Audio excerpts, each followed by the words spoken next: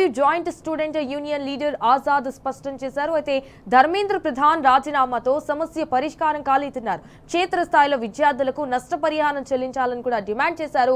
At the same time Hyderabad arts college వద్ద కూడా OU ఐక్య విద్యార్థి సంఘాల మీడియా సమావేశం ఏర్పాటు చేసింది.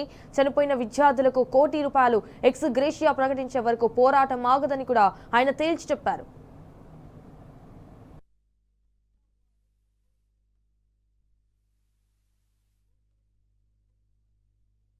ఈరోజు భారతదేశంలో ఒక చారిత్రాత్మకమైనటువంటి విజయం సాధించిన రోజు.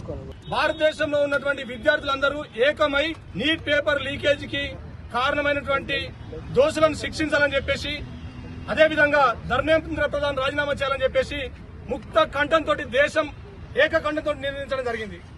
ఈ నినాదం కోసం ఒక శాంతియుత నిరసన చేపడితే అనేక మంది విద్యార్థులపై లాఠీలు విరగొట్టడం జరిగింది, రక్తపాతం సృష్టించడం జరిగింది. దీనికి కారణమైనటువంటి ఈ ధర్మేంద్ర ప్రధాన్ రాజీనామా ఈరోజు చేయడం జరిగింది.